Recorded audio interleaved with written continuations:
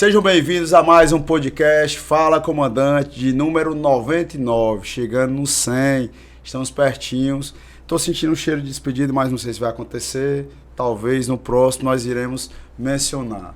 Muito obrigado a você que está aí com o celular na palma da mão, nos assistindo aí no nosso YouTube. Não deixe de se inscrever, acionar o sininho e compartilhar com outras pessoas para poder ter a oportunidade de ver um bate-papo com pessoas de alto nível de liderança. Muito obrigado também a todos vocês da TV Metrópole que nos assistem aí nesse sabadão. E agradecer especialmente a ASPRA, Associação das Praças Militares do Estado de Ceará, que por acaso tenho a honra de ser presidente. É a melhor entidade representativa de militares estaduais do Brasil e estamos buscando sempre fazer o melhor para você, associado e seus familiares. Tem a Delvita, que também é uma parceira nossa, e também a Odonto System. Eu sou o Edson Borges, mais conhecido como o Sargento Borges. Eu sou Edilson Teles, mais conhecido no mundo militar como Major Teles. Na produção nós temos Mariana Kelly. Muito bem. E o nosso convidado de hoje... Pai, é curso de mais como tem, viu? Comecei é da aqui, tropa cansei. de elite da Polícia Militar do Estado de Ceará. Ele é formado em História, Psicologia, ingressou na Polícia Militar em 2007. Em 2010, concluiu o curso de Sinotecnia e foi transferido para CPCães do Batalhão de Choque. Em 2013, realizou o curso do GAT, foi transferido para o GAT e hoje se encontra no BOP. O nosso que é o amigo, antigo GAT, né? O antigo GAT. Ele é o meu amigo particular, segundo sargento Kleber Feitosa. Seja bem-vindo, meu irmão. Meu irmão, satisfação ter você aqui conosco e gostaria de você se apresentar como gostaria de ser apresentado. Primeiramente, agradecer a todos vocês aqui pela essa oportunidade, né, de participar desse grande evento que é o Fala Comandante. Né? Olha aí. Me chamo, como o nosso companheiro falou aqui, Kleber Feitosa. Estou como segundo sargento da Polícia Militar. Sou pai, filho, esposo e tenho uma vida normal como todos nós temos, né? Massa, meu irmão. Cara, eu vi aqui a lista de cursos dele, né? Um cara que tem um portfólio gigantesco, tanto na vida acadêmica, quanto também na parte operacional na nossa gloriosa Polícia Militar. Mas eu gostaria de saber de você, meu irmão, da sua origem. Vamos começar lá de onde você veio, qual é o bairro, se for de Fortaleza, se for do interior do estado, se for de outro estado. Então conta um pouquinho de onde surgiu esse cara que é do operacional, a parte também mais... da educação, né? Intelectual. Todo cearense, né? Nasci aqui na cidade de Fortaleza, no bairro do Monte Castelo. Morei lá quando era Morou lá criança. também? Eu sou de Taguatinga, Distrito Federal, vim para Crateús, passei 1 ano e meio aqui no Monte Castelo e voltei para Crateús. Olha que bacana. Monte Castelo e logo sequência, né, da vida estudando. No ano de 2002 eu ingressei na Força Aérea Brasileira, fui militar da aeronáutica. Em 2003 teve um concurso para soldado especialista e a gente começou a se voltar para essa área militar. E aí em 2005 na verdade, no concurso para a polícia do governo Lúcio Alcântara, né, ele fez, e a gente teve a oportunidade de passar no concurso onde a gente foi chamado no ano de 2007. Aí seguindo a carreira como o nosso Major Teles aqui contou, né? Logo em seguida já era formado, estava cursando História. E a gente sempre gostei dessa vida acadêmica, essa vida de você buscar o conhecimento. E no Canil lá, a gente teve a oportunidade de se especializar, de conhecer mais essa parte doutrinária policial dentro do CP Choque, né? Que antigamente era o batalhão de choque, né? Isso. Que era composto por 4 companhias. E hoje se tornou o CP Choque. E como falando aqui, no ano de 2013 já tinha esse desejo já... Desde lá da época da base aérea, quando a gente teve o primeiro contato com a Unidade de Operações Especiais, né, a Unidade de Ações Táticas, o GAT, de antigamente, ele ministrava os cursos que tinha para a Polícia da Aeronáutica. E no ano de 2003, foi ministrado para nós lá, no estágio de Ações Táticas, e foi quando a gente começou. Cara, que negócio bacana, que negócio diferente, realmente um trabalho diferenciado, um trabalho mais doutrinário. E aí a gente começou... lapidar um pouquinho e foi crescendo, se difundindo. E no ano de 2013, eu já no Canil, nós tivemos a oportunidade de terminar o curso de Ações Táticas Especiais. E de lá para cá... Dizem que é o mais puxado que tem aqui do estado. Hoje no Batalhão de Choque a gente tem vários cursos, né, para adentrar o batalhão. No BOP tem 2 cursos da porta de entrada, que é o curso de Operações Especiais, conhecido como Caveira, né? E o curso de Ações Táticas Especiais, que é conhecido como CAT. São cursos que têm uma mesma linha, mas muitas das vezes um emprego diferenciado. O curso de Operações Especiais, o Caveira, ele tem uma atividade um tanto a mais do que o próprio curso de Ações Táticas. Enquanto o curso de Ações Táticas ele é mais voltado para as aplicações táticas em situações de crise e as situações diversas dentro do Estado e outras situações, o curso de Operações Especiais ele tem uma magnitude ainda maior para quanto à atuação da própria Polícia Militar. Massa. Bacana. O cara é técnico, né? Diferenciado. Mas faltou um detalhe. Antes dele ser da tropa de elite, ele passou pelo extinto Ronda do Quarteirão. Isso. Foi a origem dele. Começou lá, pelo Rondinha. E claro, né? Esse berço comunitário, né? Hoje eu entendo, o policial, ele é um ser social. Lógico. Né? Nós, como policiais militares, nós somos servidores públicos para a sociedade. Né? E como servidores públicos para a sociedade, nós somos seres do acolhimento. O que a gente está ali para atender à margem da sociedade, que é o crime propriamente dito... É uma exceção. A gente também está ali para atender a pessoa necessitada, vítima desse crime. Então, nós somos acolhedores da sociedade. A filosofia do policiamento comunitário, na verdade, tem que ser empregada em todas as forças policiais, em todos os setores, em todos os momentos, porque, como você bem disse, nós somos a própria sociedade. Isso. Em uma entrevista que eu concedi, agora em Crateús, inclusive, né, quando se fala muito em polícia e infelizmente, por questões ideológicas, existe uma tratativa equivocada, inclusive por parte de grande porcentagem da imprensa, fala que a polícia muitas vezes é a opressora, é o braço forte do Estado, mas a polícia é feita de homens e mulheres. Esses homens e mulheres vêm em grande parte da periferia, então são pretos e pobres que alega esse setor que a polícia acaba oprimindo, mas não existe essa ação em razão dessas pessoas elas teriam esse mesmo convívio social. Sim. Com as pessoas que muitas vezes estão em situações de vulnerabilidade. Então, esse equívoco ele é quebrado quando escuto isso vindo de uma pessoa, de um grupo tão especializado como o do BOP, porque eu costumo dizer que é a elite da elite, da polícia. Eu já tive a oportunidade de falar outras vezes aqui a questão do policial. Eu acredito que para muita gente aí, imagina que o policial ele é fabricado em uma máquina, né? Porque não tem essa sensibilidade de observar que nós somos produto do meio, fruto da sociedade. Como ele mesmo falou, a gente vem do meio das periferias, na maioria das vezes. Então, enquanto nós estamos fardados nas ruas, lá na periferia estão os nossos pais, nossos filhos, nossas esposas, nossos irmãos. Então, eu acho assim, um pensamento muito pequeno de quem tem esse preconceito com o militar, principalmente com o policial militar. Mas, Kleber Feitosa, com relação à tua atividade policial, você iniciou em 2007, Ronda do Quarteirão, então, atuou em qual área? E o que te fez ir para as especializadas foi exatamente o que você sentiu ainda quando estava nas Forças Armadas, mais especificamente na Aeronáutica. Isso mesmo. Então, já entrou sabendo que queria ir para a especializada. E era uma luta, viu? Naquele tempo, para você sair do programa Ronda do Quarteirão e conseguir uma transferência, era muito difícil. Aí foi uma mudança, aquele alinhamento dos astros, né? E aí, graças a Deus, a gente conseguiu esse primeiro contato, né? Vindo para a unidade especializada no Canil. E logo em seguida, a gente fomos ali para onde estava o nosso desejo, né? Para uma unidade especializada que já tinha tido contato lá atrás. Dentro da unidade, e falando um pouco do curso também, muito se fala, você falou sobre que é o curso mais ralado, né? O curso onde se exige mais da pessoa. Mas o que seria exigir da pessoa, né? Esse estresse, né?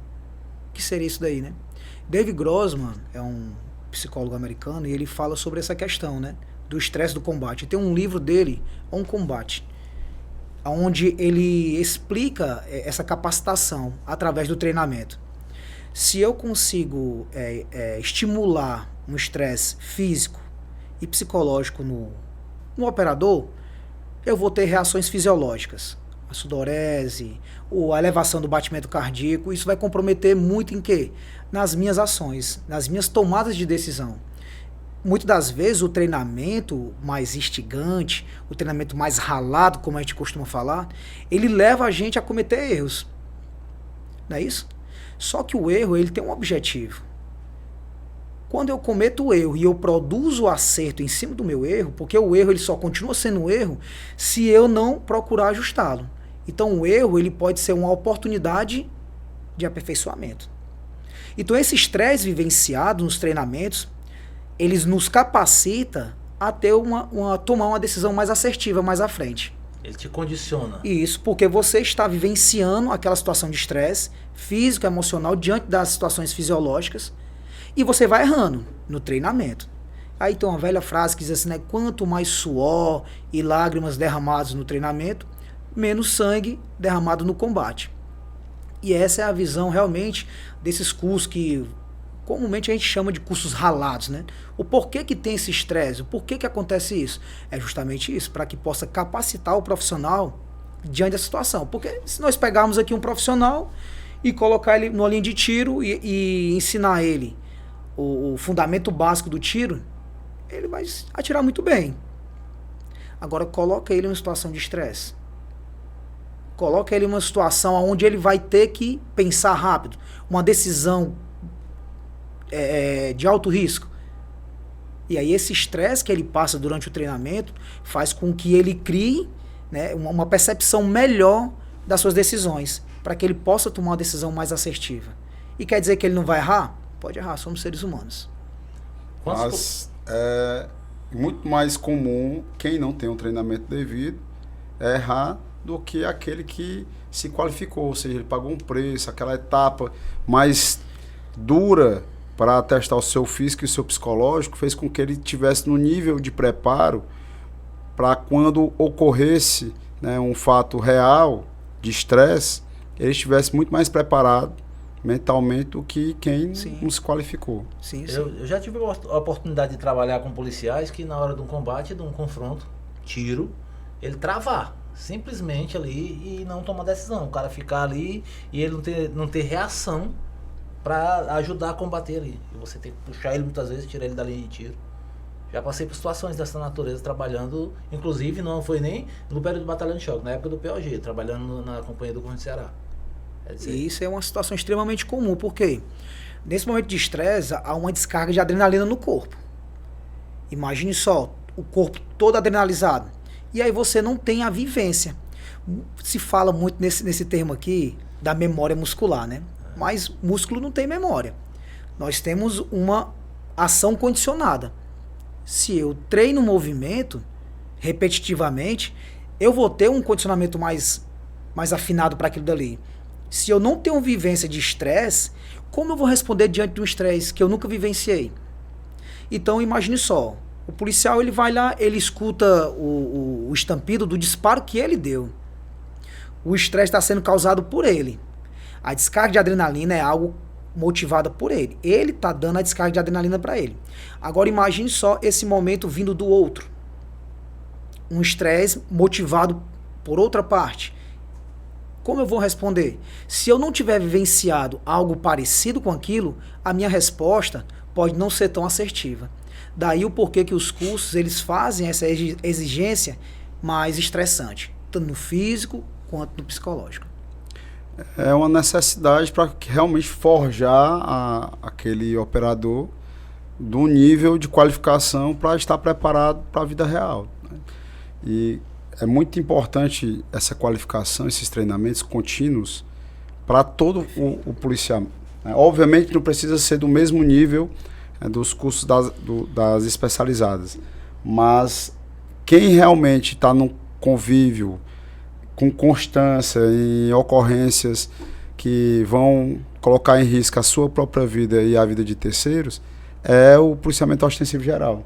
É o cara que está lá no destacamento, no Monsenhor Tabosa, na Ipaporanga, no Ararendá, Então, eu já trabalhei em Monsenhor Tabosa, que o reforço iria demorar 2 horas para chegar. Então, eu e outro policial. A cidade mais próxima era 130 quilômetros de distância. De grande porte. Não dá para esperar. Não dá.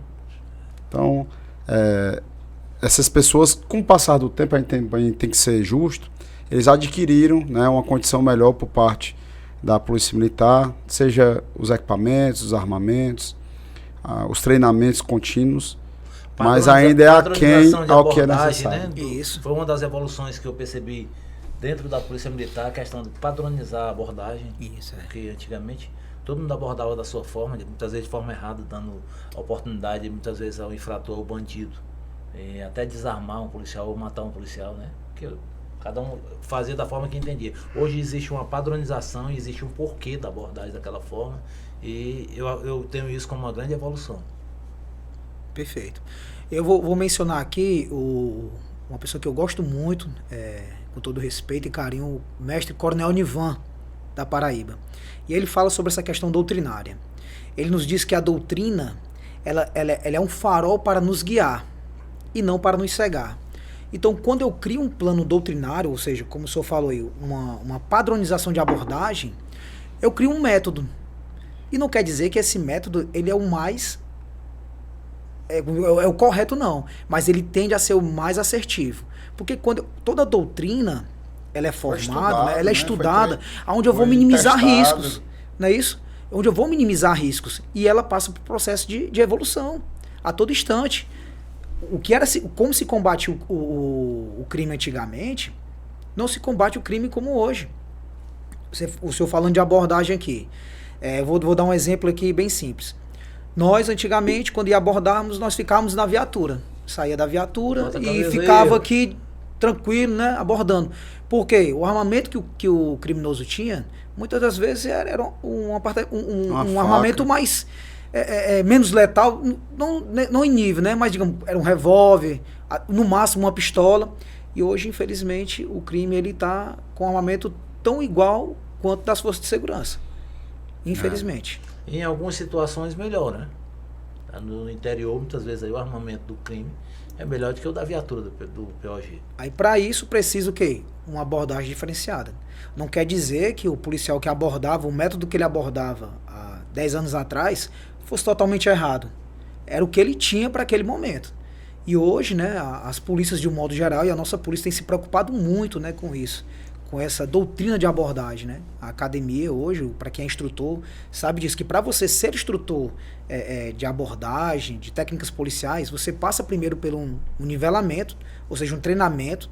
Não é mais qualquer pessoa que chega e vai ministrar a disciplina. Primeiro ele é capacitado pela ESP, para depois ele ministrar. E isso traz um processo doutrinário padrão. E é muito bom isso daí. No caso, você é instrutor de tiro policial na ESP, não é isso? Participo também dessa disciplina. Tem outras disciplinas que você ministra lá? Mediação de conflitos, parte de gerenciamento de crise, defesa pessoal. São as disciplinas que eu me direciono mais para a formação dos nossos policiais. E a área da psicologia dentro do serviço operacional, em que momento você já precisou utilizar? Em alguma ocorrência, você, por ser formado em psicologia, em algum momento foi necessário você agir como policial e psicólogo? É interessante falar da psicologia. Como foi que eu me ingressei para a psicologia, né? Já no BOP, nós tivemos o primeiro curso de negociação policial. E aí era uma área que eu sempre me identifiquei, essa parte de comunicação também. Fui direcionado para essa equipe, a equipe de negociadores, e nós fizemos o curso. E durante o curso, já formados, eu vi a necessidade minha, né, particular, que para você ser negociador policial, não é necessário você ser psicólogo. A psicologia ela nos traz ferramentas para que você possa agregar ainda mais valor institucional. E aí foi nesse processo onde eu vi a oportunidade de me capacitar nessa área científica e trago hoje, né, algumas ferramentas da psicologia para o próprio processo de negociação policial. Que a negociação em si, ela já é um viés psicológico. Onde essa você vai tratar com a pessoa. Se reflete o quê? Em ocorrência com refém? É nessa linha aí? Para um entendimento melhor do público. Perfeito. A gente está falando aqui da negociação, né? É interessante a gente falar do que é o contexto de gerenciamento de crise. Nós temos hoje uma divisão, dentro do nosso estado, o decreto. Em 2019, o governador ele instituiu um decreto onde ele faz as divisões de ocorrência. E o que é uma crise? Eu vou falar de uma forma bem simples, né? A crise ela é uma ocorrência não rotineira. A crise ela é uma ocorrência que ela está com algumas características bem específicas, para ser bem simples, né? O risco iminente à vida da pessoa é algo que não existe um planejamento direto para aquilo dali. Eu vou dar um exemplo. É comum um assalto, não é isso? Mas o assalto frustrado é comum? Onde a pessoa faz o outro de refém? Não. Não é comum. Ali gera uma crise. Porque ela não está na ação direta, digamos assim, da rotina do policial, do policiamento ordinário. Então é uma crise. Para eu atender aquela ocorrência, eu preciso de ações específicas. Como ações específicas, a gente tem unidades especializadas para aquilo. E hoje é o BOP, especificamente, através da lei, regulamentada para atender esse tipo de ocorrência. E aí eu falei de um assalto frustrado, onde fez uma pessoa de refém. E tem muitas outras ocorrências. Explosivo. Quem pode atender explosivo localizado no nosso estado? Também a nossa unidade, o BOP, com o esquadrão lá. Antibomba. Isso. Certo? Por quê? Material, treinamento, equipamento específico para atender aquele tipo de ocorrência. É uma crise instalada, uma crise policial que houve naquele momento. Uma ação muito comum também, eu falei de refém, mas o refém também pode ser o que nós chamamos de pseudo-refém ou uma vítima. Digamos uma pessoa que, uma situação seja ela da sua vida, ela não aceita a separação. E aí ela vai pegar a sua esposa, ou ao contrário, já aconteceu também, da esposa não aceitar a separação e ela fazer de cárcere ali o seu esposo. Pode acontecer. Com arma? Com arma de fogo. E aí, essa ocorrência também é uma crise. Precisa de técnicas, precisa de ações específicas para atender essa ocorrência. E o BOP hoje, ele se dispõe das ferramentas, né? A gente chama de ferramentas institucionais. Certo? O que são essas ferramentas institucionais? São as unidades lá dentro do BOP, as equipes dentro do BOP. Subdivisões com especialidade diferente. Isso. Nós somos compostos hoje por o que forma o BOP, né, para o atendimento de ocorrência. Eu estou tentando falar de uma forma bem simples para ser o menos técnico possível, né? Mas o que é que forma o BOP hoje? São as alternativas táticas para esse tipo de ocorrência, que seria a negociação policial, certo? Em segundo plano, teria as medidas menos letais, ou dentro do escalonamento, o tiro de comprometimento. Que seria o tiro de comprometimento? O sniper. Certo. E a invasão tática propriamente dita. São as ferramentas que o gerente da crise ele tem na mão para solucionar aquela crise. Deu para entender? Deu. Sim. Nós somos apenas ferramentas institucionais para a resolução daquela ocorrência, em apoio ao policial que atendeu aquela primeira ocorrência, que a gente chama de primeiro interventor. Vou dar um exemplo aqui. A gente falou no começo de um assalto frustrado, não é isso? Sim. O policial foi acionado para uma ocorrência, tá tendo um assalto no estabelecimento comercial X. Quando chegou lá, estava em andamento. Os criminosos, para preservar a própria vida, faziam os funcionários do estabelecimento de refém. Aciona-se o BOP vai para o local. O que é que essa equipe de primeira intervenção ela tem que fazer? Existe um curso também de primeira intervenção. E a nossa instituição ela tem se preocupado muito com isso para que possa difundir esse conhecimento de primeira intervenção. O que é que ele faz? Existem 10 passos para se aplicar a primeira intervenção em crise. Mas de forma bem resumida, eu queria falar aqui que ele tem que fazer o quê? Isolar o local, conter.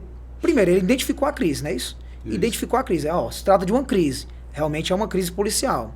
É algo que foge da minha rotina. Eu não tenho equipamento, eu não tenho um treinamento específico para isso, então eu vou fazer aquilo que me cabe. Cheguei no local, identifiquei que é uma crise, eu contenho, faço isolamento, mantenho os primeiros contatos com o SEC, que é o causador do evento crítico. Primeiros contatos para que eu possa diminuir o estresse dele. Analisar possibilidades de concessão com ele naquele momento, entendendo que ele não é um negociador policial. ele é o primeiro interventor. E acionar o BOP. O BOP chegou no local, ele vai assumir a ocorrência. Aquela equipe policial que estava lá, a ocorrência permanece deles. A ocorrência é deles. E muitas vezes ali ele ganhou a confiança. Isso. Em tese, ganhou parte da confiança do cara ali. Né? Perfeito. Seria, no efetivo policial, ele seria a pessoa mais confiável para aquela pessoa que está causando a crise. Digamos que a equipe chegou lá e o primeiro interventor policial já criou uma conexão com o SEC. Nós só vamos dar o suporte técnico para ele solucionar aquela ocorrência. Só isso. Ele continua à frente. Pode continuar. Verbalizando, isso. Orientado pela equipe. Pela equipe. Se houver a necessidade de mudar, aí vai ser informado. Ó, não está havendo evolução com a sua parte, a equipe de negociação agora do BOP vai assumir. Aí a gente assume a ocorrência de modo geral. Mas terminou a ocorrência, o criminoso lá se entregou.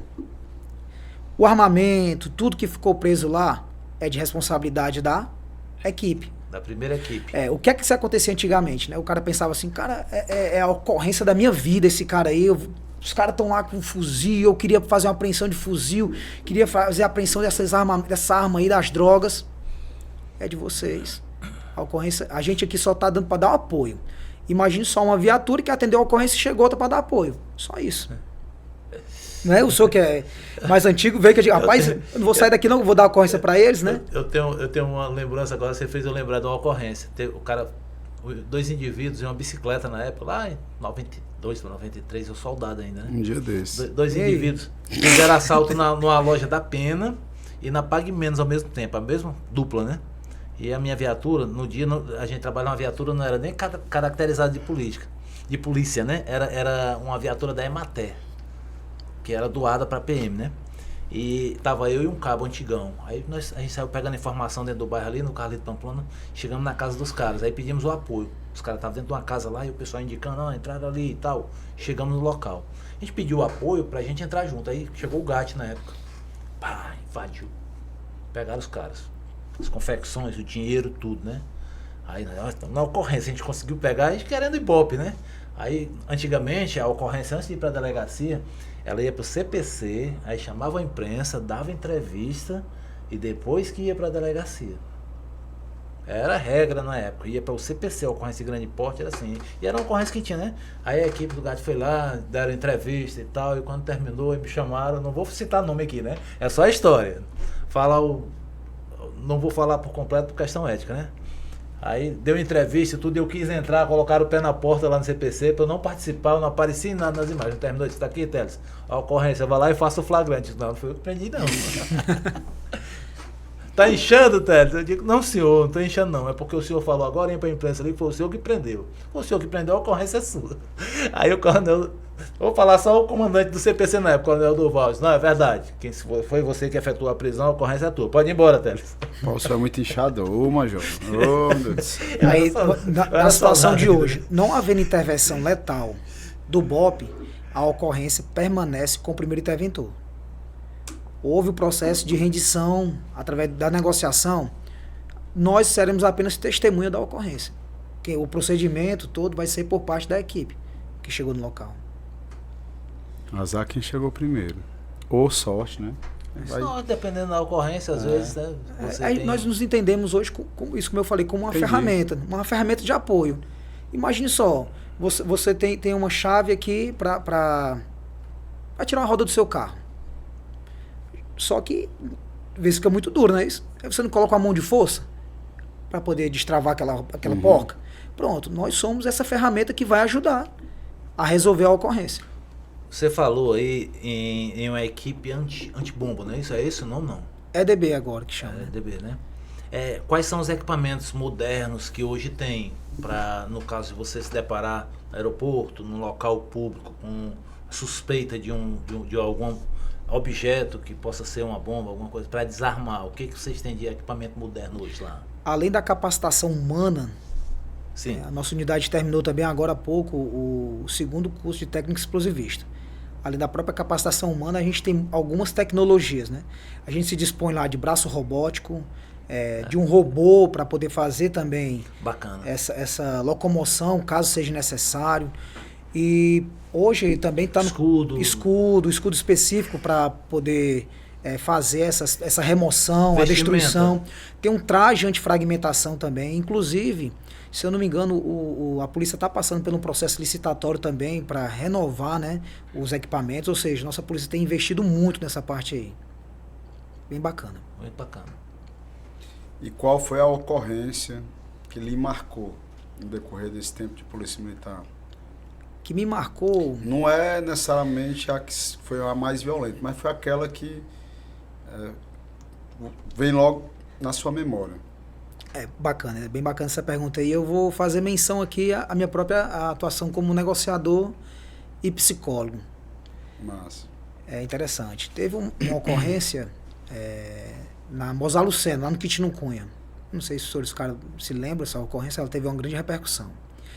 Onde o indivíduo, ele tirou a vida da companheira dentro da farmácia e estava ameaçando a vida do próprio filho. E nós fomos acionados para essa ocorrência lá. Chegando no local, o pai que quando chega que vê uma pessoa que estava em surto ali naquele momento, né? Ele tinha as motivações dele lá, o porquê que ele fez, né? E aí você olha ali e vê, né? Poxa, o cara com uma criança pequena, criança de colo, o cara não é um bandido, né, cara? É uma pessoa que teve um surto e a parte psicológica dele foi pra vala. Uma das coisas que mais, assim, mexeu comigo, aquele atendimento daquela ocorrência, foi porque eu, como pai, a gente olha assim, poxa, como é que pode alguém tentar contra a vida do próprio filho? É imaginável. E aquilo ali afeta qualquer pessoa, né? A gente como ser humano. Só que aqui tá, na hora a gente também temos que saber qual é o meu papel. Qual é a minha atuação aqui? Mas dizer que não nos afeta, nos afeta. Então, para mim, hoje, nesse meu histórico de 18 anos de polícia, eu acredito que essa foi a ocorrência que foi mais emblemática para mim. E o desfecho dessa ocorrência? O desfecho da ocorrência foi que o gerente da crise, né, tomou a decisão que houvesse o tipo de comprometimento. E aí houve a neutralização da ação do causador lá. Entendeu? Depois que houve a neutralização da ação, o time tático veio e fez a contenção dele e ele foi preso. Você tem o curso de atendimento de tentativas de suicídio, não é isso? Precisou usar esse conhecimento em alguma ocorrência? Sim, sim. Foi uma ocorrência também muito bacana essa daí. Teve uma ocorrência ali no José Walter. Nós estávamos na unidade e os bombeiros, ele faz esse papel muito bom. Essa capacitação que tem, é o curso do CATS. Muito bom na pessoa do próprio Coronel Edir, ele tem difundido muito esse conhecimento para essa demanda do suicídio, né? E foi uma das capacitações que nós tivemos. Nesse dia, nós fomos para uma ocorrência onde os bombeiros já estavam. E os bombeiros foram atender essa ocorrência porque era uma ocorrência de precipitação. Um indivíduo em surto psicótico, ele subiu na sua residência, acho que ele estava no 3º andar, no telhado e ameaçando se jogar. Os bombeiros, eles alegaram se esgotar suas ações, a ação técnica deles, e resolveram chamar nós do BOP. Porque no próprio decreto que eu citei aqui, ele faz essa distinção de ocorrência. Indivíduo armado, né, com arma de fogo, é especificamente para o BOP. Indivíduo com arma branca e outras congêneros seria do bombeiro, mas aí o bombeiro, ele vê essa questão da capacitação, o equipamento numa eventual necessidade. Por eles não ter, eles nos acionam e a gente vai lá como apoio.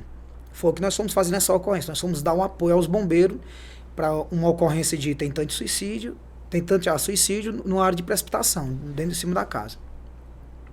Nós chegamos, aí usamos na psicologia, né? Se comunicar, né? Entender, compreender a necessidade da pessoa, o que ele estava sentindo naquele momento, sem nenhum julgamento.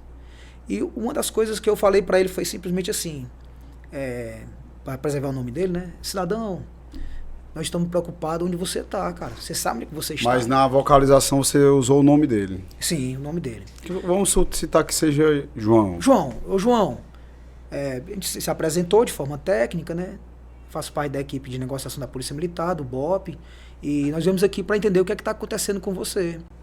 E aí ele falou lá, as situações dele lá, da vida dele e tudo. Isso à distância, lá em cima do telhado? Não, a gente subiu e ficamos... deu para fazer o contato próximo, né? Ele ficou numa parte lá, ele destelhou, né? E aí nessa parte lá, quando eu falei para ele, João, o nome... pseudônimo aqui. Fictício. Né? João, nós estamos preocupados com você, cara. E realmente a gente tem que ter essa percepção de se preocupar. E tem que ser verdadeiro, porque se eu não tiver verdade ali, o meu corpo fala. Se eu não expressar para ele ali essa preocupação real, ele vai entender que você não está preocupado. Imagine só, eu chegar lá e dizer assim, ó, ei, João, eu tô preocupado contigo, cara. Desce daí. Olha só a minha linguagem corporal. Você não foi chifre, não foi asa, não, desce daí. E sem falar, né, que o ato, né, essas piadinhas aqui que matam. Não, mas é interessante falar sobre isso daí, porque é crime. Você estigar... depois pode ir para cortar, por favor. Favorecer. Porque é título até de informação, né? Foi só uma informação para se dizer como em outras épocas acontecia, né? Mas acontece. Mas o policial... Infelizmente, o preconceito, né? O policial que está na área, ele pode autuar a pessoa. O ato de tentar contra a própria vida não é crime tipificado no Brasil. Em outros países, sim. No Brasil, não. Mas aqui é crime instigar, favorecer, condicionar, alguma forma. E você, quando você está ali e você faz esse estresse emocional com a pessoa... Durante a negociação, um terceiro aparece e instiga, de alguma forma. E a pessoa vai lá e se joga. Automaticamente você dá voz de prisão à pessoa. Sim, a pessoa cometeu suicídio, então foi boa a minha intervenção, motivada. Tá, vou dizer aqui, a pessoa pode ter cometido o ato do suicídio, não, mas ele já ia pular. Mas entende que nós estávamos num processo lá de conversação com ele. E aí quando você falou isso, você desencadeou um estado emocional na vida dele ainda maior. Acelerou, né? Isso. Que aí muitas pessoas chamam de um gatilho emocional, né? É um fator desencadeante. Imagina só, a pessoa já está no estresse ali. Fora de si. Aí você chega e... Tá no limite. Tá no limite. Aí só vai se jogar. E o resultado dessa ocorrência? O resultado dessa ocorrência foi justamente essa compreensão empática, né? Junto ali, que ele é uma vítima dele mesmo. Essa compreensão, essa aceitação. E aí eu cheguei lá e falei, companheiro, vem pra cá, tô preocupado onde você está. Ele, o que é que você quer? Eu quero entender o que é que tá acontecendo. Desce aqui pra gente conversar. Ele desceu, simplesmente assim. Desceu, peguei ele, a equipe foi lá, fez a revista, a gente estava armado, conduzido para o local previsto. Caramba. Nem demorou muito na negociação. É justamente isso aqui, é como você vai atender. Essa ferramenta técnica, você saber usá-la, né? É um diferencial. E, meu irmão, com relação à parte acadêmica, né, você tem a profissão... né, no BOPE, por ser policial militar, o preparo para ocorrências de grande relevância, de muita importância, mas na área familiar e também na sua folga, você acabou de mencionar que busca sempre o conhecimento, então você tem várias formações. Isso. E como é que está atualmente? Você desenvolve uma atividade laboral na área de ministrar aulas, algo desse tipo? Isso, no momento a gente está tendo a oportunidade de ministrar na ESP, né, para a formação dos policiais. Academia Estadual de Segurança Pública, pessoal. A ESP, E aí também nós estamos desenvolvendo esse papel do atendimento clínico, né? Estou fazendo algumas especializações nessa área e se voltando ainda mais para o nosso público, né? Sabendo desse estresse que a todo dia ele vem nos afetando. Em todos os aspectos, né? Seja ele na área sentimental, seja na área profissional, em tudo a gente vive por situação, né? Você percebe que as novas gerações elas têm uma maior fragilidade na questão mental, porque sem pré-julgamento, obviamente, mas não sei se é por uma questão cultural ou realmente por conta de uma época mais imediatistas, em relação às mídias sociais, em relação à tecnologia. Então, parece que tudo está muito mais acelerado e as pessoas querem alcançar os seus objetivos muito mais rápido. E por conta de determinadas formações, alega-se que os pais de hoje são aqueles que receberam muito não dos seus próprios pais e acabam dando muitos sims para os seus filhos e fragilizando a sua educação, a sua formação. E essas gerações mais novas, elas acabam não tendo uma condição mental mais forte, mais preparada para receber o não, de ser rejeitado, de não ter as conquistas nas quais ela muitas vezes não vai pagar o preço devido. Então, como é que você enxerga hoje? Trazendo para a corporação mesmo, para a Polícia Militar. Porque eu sou um cara que entrei em 2001, não tinha servido às Forças Armadas, diferentemente de você. Então, eu entrei com 19 anos de idade, um cara questionador, e quando veio aquelas regras mais engessadas, mais autoritárias, internas da corporação, eu acabei, em vários momentos, me rebelando. Aí dentro do curso de formação só vivia preso, né? E o famoso inchador. Era. Meu apelido no curso de formação era Ponderó Borges. Eu passava sempre um momento oportuno ponderando e ficando preso. Então eu era muito questionador. E não vou aqui citar casos, mas eu tive muita dificuldade, né, com o militarismo. Aquela época ainda tinha muito assédio moral, então eu sofri muito na pele perseguições de oficiais e superiores hierárquicos. E eu percebo que o que eu passei na época que eu ingressei na Polícia Militar, e eu costumo dizer que eu entrei para passar no máximo 5 anos, e mesmo tendo passado em outros 5 concursos, quis o destino que eu permanecesse na Polícia Militar. A maioria entra enquanto vai arranjar alguma coisa melhor, né? Mas mesmo caso. Mas aí tinha essa visão aí. 33 anos eu trabalhei. Mas no meu caso, eu tive a oportunidade, por exemplo, Polícia Penal Estadual, passei 2 vezes. Hoje, no final da carreira da PP, está ao dobro do nosso salário como praça, no final da carreira. Passei para a Polícia Penal Federal, mas à época casado, não me enxerguei indo morar lá em Mossoró. E Caixa Econômica, não me vi cumprindo aquele expediente chato. Então sempre eu tinha uma justificativa para não sair. E o único concurso que eu passei, fiz o curso de formação e fui impedido de tomar posse, foi para a Polícia Civil, porque eu respondi um processo químico. Respondi, não necessariamente que eu tenha feito o que me acusaram, né, Coronel? Né, Major? E na época do movimento paredista 11 e 12, eu respondi aquele processo de ter sido acusado como um dos líderes daquela época. E, enfim, mas o que eu quero dizer é que na minha época a Polícia Militar era muito mais rígida, muito mais, entre aspas, opressora, porque o nosso atual Código Disciplinar de 2003, então eu ainda peguei 2 anos ainda do quero, né, que a galera fala que era muito pior. O atual ainda... Seus direitos estavam em uma folha de papel ofensa em branco. Me falaram isso no curso de formação. E o atual Código Disciplinar ainda é muito dragoniano, é muito ultrapassado, precisa melhorar. A gente está lutando fortemente para ser aplicado um código de ética que seja mais humanizado, que tenha mais equilíbrio entre oficiais e praças, que haja mais justiça. Mas, ao mesmo tempo, a gente percebe que tem uma geração que é mais sensível, né, para não falar outro nome.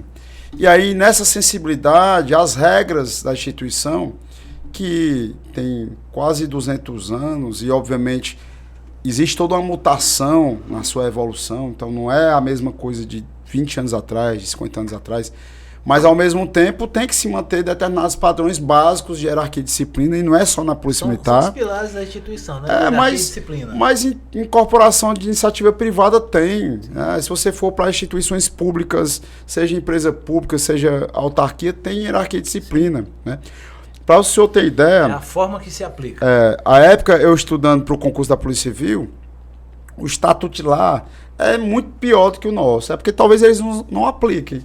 Mas, ao invés de o cara ficar detido, perdia dinheiro na punição e iria para o bolso. Né? Mas, em geral... O ponto mais fraco de um ser humano é o bolso. Mas trazendo para a pergunta, eu dei muita volta. Essa nova geração... E quando eu falo a nova geração, pode ser o cara de 20 anos, de 30 anos, ou tem as futuras gerações que poderão incorporar na Polícia Militar, ou nos meios de trabalho de maneira geral. É o pessoal do iPhone, um cara que é mais de mídia. Eu vejo muitas vezes o cara tá no serviço e tá ali meio disperso com relação a algumas questões e não gosta muitas vezes de ser chamado a atenção, mesmo ele estando errado. Então, o que você tem a dizer com relação a tudo que eu acabei de mencionar, dessas gerações que muitas vezes não estão tão preparadas para receber ou não? Na verdade, você foi muito objetivo no que você falou diante da pergunta. Se eu fosse falar, seria mais redundância do que você expressou aqui. Eu vou resumir em uma frase. Existe uma frase que diz assim, tempos difíceis geram pessoas fortes. Estava pensando nisso agora. Pessoas fortes geram tempos fáceis. Vamos falar de um modo simples. Tempos fáceis geram pessoas frágeis ou fracas. E tempos fracos geram pessoas fortes. E aí vai virando ciclo. Ó. Vai virando ciclo. Ó. Tempos difíceis geram pessoas difíceis. Pessoas fortes. Pessoas fortes geram tempos fracos. Tempos fracos geram pessoas fracas. E pessoas fracas geram tempos difíceis. E tempos difíceis geram pessoas fortes. Nós somos frutos do meio onde nós vivemos. E aí tem muitas questões que nos impactam socialmente falando. As ciências sociais, elas vêm estudando sobre isso há muitos anos. A antropologia, entre outras ciências. E as gerações, o que se contava como uma geração histórica de antigamente, vamos botar aqui há 50 anos, uma geração histórica se contava de 30 em 30 anos. Hoje uma geração, ela se conta de 10, 15 anos, devido ao processo de informação. Há 30 anos atrás, um ocorrido que acontecia no mundo, chegava para aqui, chegava no Brasil 3 anos, 2 anos depois. Um ocorrido hoje em outro país, na Europa, em outro continente, em minutos a gente já está sabendo a informação. De imediato. E nós hoje somos uma sociedade conectada. E esse processo de você ser conectado, como você mesmo falou, ele nos dá o imediatismo. Eu vou dar um exemplo aqui. Todos nós aqui estudamos aqui, quem estudou aqui em Fortaleza, teve a necessidade uma hora ou outra de ir na biblioteca pública. Sim. Pesquisar. Hoje você pega, abre um computador e está lá o universo à sua mão. Tudo muito fácil. Tudo muito fácil. E aí ainda facilita mais ainda. Eu vou mais além. Normalmente nós que vivemos tempos difíceis, né, para formar o nosso caráter, a nossa personalidade, nós tendemos a proteger o nosso filho, para ele não passar pelo que nós passamos. Isso. Automaticamente nós fragilizamos os nossos filhos quando a gente protege demais. Eu sempre me policiei para não acontecer isso, porque eu passei tempos difíceis, porque eu não tinha pai quando eu era criança, minha mãe teve problemas psicológicos, então eu fui criado muito na rua. Aí eu apanhei muito na rua. E eu de periferia, branco, dos olhos verdes, os neguinhos achavam que eu tinha uma condiçãozinha melhor e eu tava tão lascado, tanto quanto eles, mas eu era perseguido. Aí era peia demais. Aí você vai se forjando naquilo ali, aí tem um paradoxo onde você tinha que trabalhar muito cedo, mas ao mesmo tempo eu queria brincar, porque... E a brincadeira já era mais pesada, porque eu comecei a ingerir bebida alcoólica já com 12 anos de idade, namorar com 13, quando eu falo namorar literalmente, né? De uma forma mais profunda da história. Só porque eu criança já era, se fosse no termo mais correto, atualmente, é como se eu já tivesse sido estuprado, porque as meninas, às vezes, eu criança... Enfim, periferia tem muito disso, é um submundo que não cabe nem mencionar. Então, era muito do mundo, no final das contas. Mas todas essas dificuldades, todas essas problemáticas, obviamente que você acaba entendendo que existem alguns caminhos, mas aí, acima de tudo, tem Deus, né? E graças a ele fez com que, com 17 anos, depois que eu terminei o ensino médio e não sabia de nada, zerado total.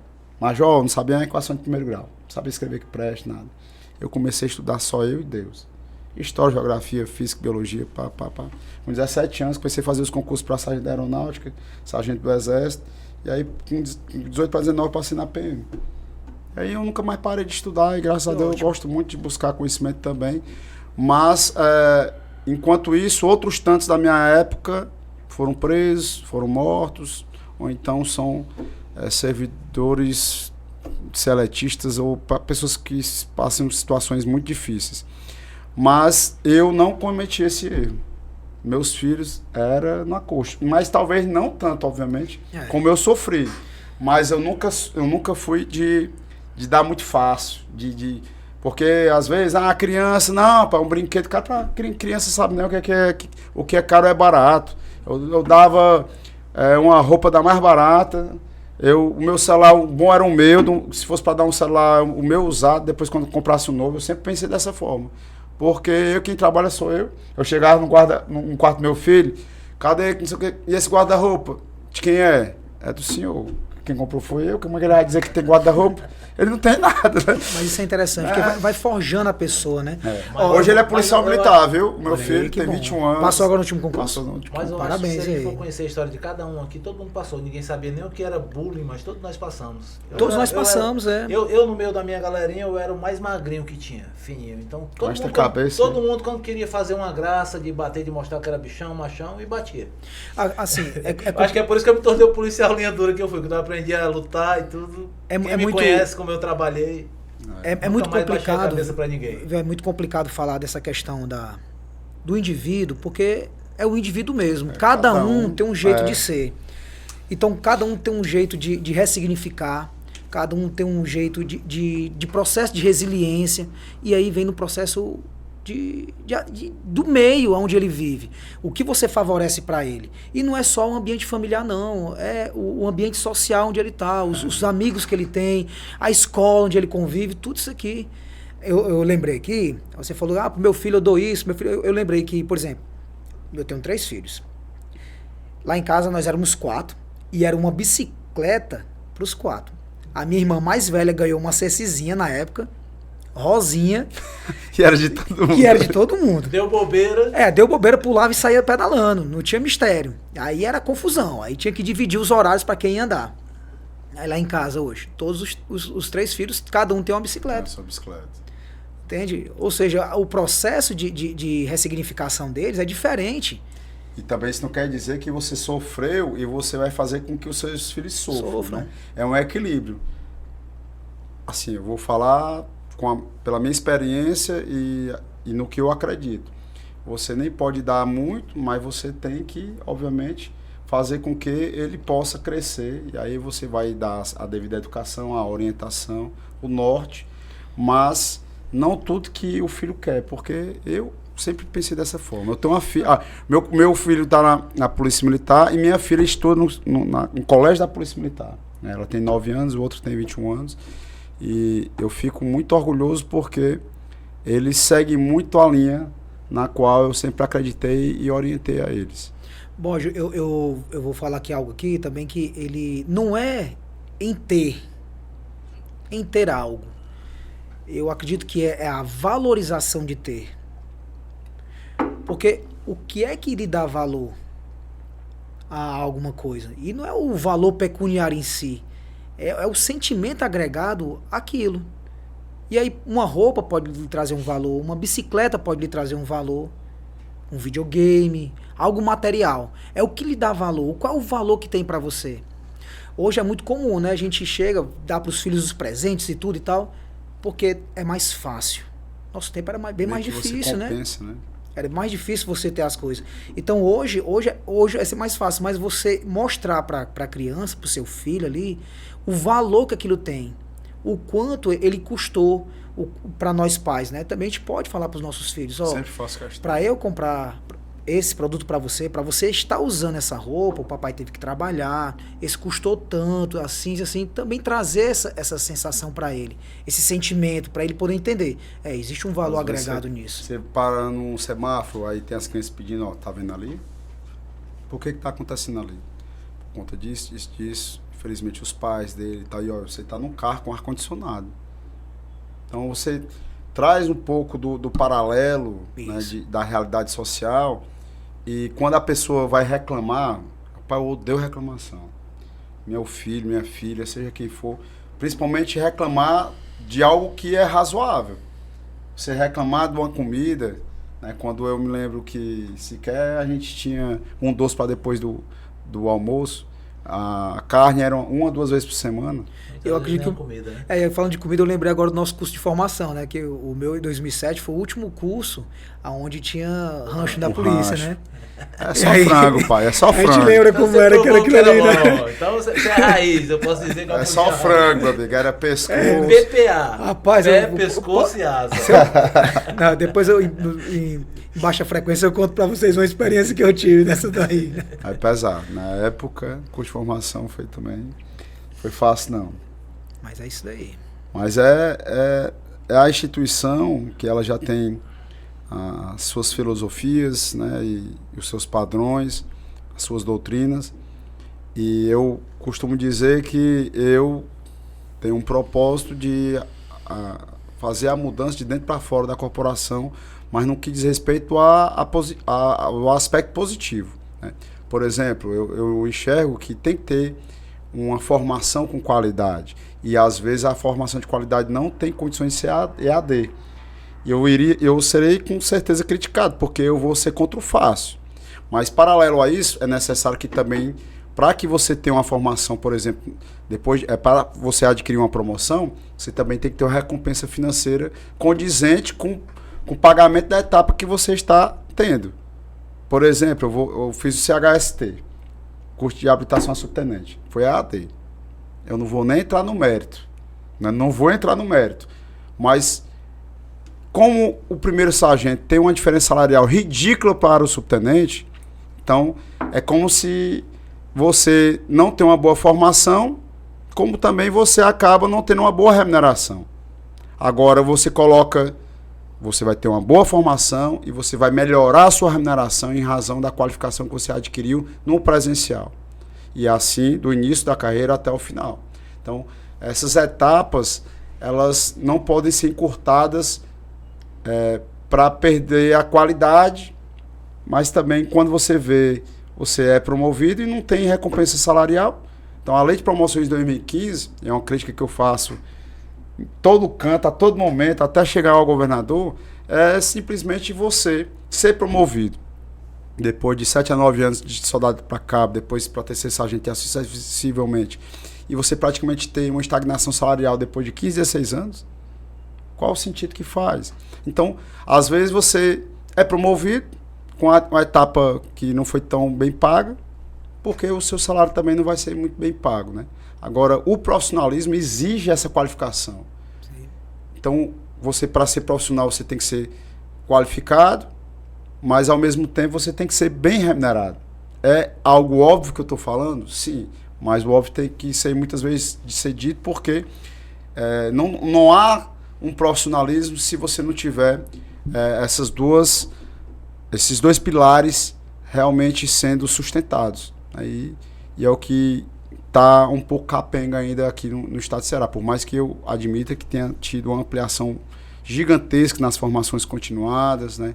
A lei de promoção em 2015 foi um grande avanço, dentre outras tantas melhorias, mas que a gente precisa, junto com essa nova geração que está estudando para sair da corporação, para esse pessoal permanecer e tem interesse de ficar e prestar um serviço com mais ênfase, com mais afinco, com mais coragem, tem que melhorar, né, relacionado ao nosso escalonamento salarial e voltar ao concurso para sargento, enfim, criar dispositivo de mérito intelectual interno, como também a parte de remuneração que hoje a Polícia Militar está atrás de todas as outras forças de segurança. Essa é a realidade do estado de Ceará. Acho que uma das coisas que a nossa instituição ela evoluiu bastante foi na questão da capacitação, né? Hoje, para todo profissional hoje que ele busca ter uma capacitação científica, há o reconhecimento do Estado não pecuniário, de forma direta, né? Sim. Mas ele tem a questão da pontuação para promoção.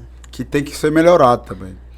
Hoje mesmo eu falei com o Dr. Felipe, é engraçado. Nós vamos fazer um grupo de estudo para poder apresentar uma proposta, nem que seja para uma portaria para o Comando Geral da PMBM, ou então mudar o decreto. Porque você passar 5 anos na faculdade para ter 100 pontos, não faz sentido, né? Existem algumas instituições que ela dá um aumento, né, percentual, isso, né, para cada capacitação científica. Um exemplo aqui, Coronel Sampaio comentou sobre essa possibilidade. Assembleia Legislativa, falando do Estado logo. Cada formação que você tem, pós-graduação... A educação é assim.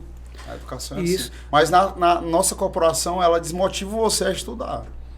Porque 100 pontos, depois de 5 anos do curso de formação, um curso de Direito, por exemplo, cara, qual o estímulo que eu tenho para fazer um curso de 5 anos? É aquela história que eu contei lá no começo do batalhão de choque. Soldado estudar para quê, rapaz? Não, na época de fazer faculdade eu era quase que perseguido. O comandante falou isso para mim. Estudar para quê? Eu fui pedir para mudar de escala para poder É interessante, de um modo geral, a gente, por exemplo, eu busco hoje ter essa capacitação científica como pessoa, né? E também para agregar valor à minha instituição, onde eu estou. É interessante que o profissional também ele tem essa percepção. Mas também é importante que se tivesse a contrapartida. Porque, enfim, né? Não vamos mais entrar no método, porque senão vai dar problema. Mas, meu irmão, cara, agradeço demais a sua participação conosco, foi de grande valia. Eu acredito que foi o podcast mais técnico que nós tivemos, né? Porque trouxemos alguns conhecimentos que... Uma gama de informações muito interessante. Muito top demais. E qual é o comando, meu major? Policial operacional e intelectual. Ele domina todas as fases, né? E as partes. Quando levou para o operacional, ele tinha as histórias para contar, os depoimentos, e na parte intelectual não deixou por menos. Parabéns pelo conhecimento, parabéns pelo seu lado operacional, né? E a gente não falei aqui, mas vale ressaltar que ele tem especialização em pilotagem de motos pelo BP Raio também. Quer dizer, o homem é completo. Tem conhecimento em todas as áreas, de todas as formas. Parabéns pelo policial que você é. Continue assim. Show, tamo junto aí. Meu comando é... Rapaz, eu acho que é a primeira vez que eu vou dar uma travada aqui. Semana passada foi eu, dessa vez é você. Meu comando é conhecimento com técnica. Então é um cara que vai além, né, da parte operacional, tá num grupo de elite que é inquestionável a nível nacional, é reconhecido nacionalmente o BOPE aqui do Ceará, mas sempre busca um conhecimento que agrega valor, não a parte só profissional, mas também para a sua vida pessoal, com certeza, que faz todo sentido para tudo que você almeja, inclusive, muito provavelmente para o futuro, né, além da corporação. E qual é o seu comando final? Eu costumo dizer que nada somos. Nós apenas replicamos aquilo que buscamos. E nada teríamos se não fosse dado por Deus. Sensacional. Parabéns. Meu irmão, a tua rede social tu quer deixar? Ou não sei se cabe, aí fica a seu critério. Kleber Feitosa. É só isso mesmo, Kleber Feitosa. No Instagram, no Facebook. Pouco uso, mas quem quiser seguir lá. Máximo. A gente faz uma seleçãozinha, né? A rede é fechada. Show. Cara, tá show. Meu amigo Kleber Feitosa, foi uma satisfação ter você conosco. Demais. Cara, muito conhecimento. Foi assim um nível altíssimo que nós tivemos hoje com você. A Joteles, mais uma vez, muito obrigado. E rumo ao próximo programa número 100. Né? É um convidado muito especial que vocês vão conhecer. Já está definido e poderá ser também em um outro ambiente. Muito provavelmente a gente já esteja se despedindo daqui, não sei. Quem vai saber serão vocês daqui a pouco.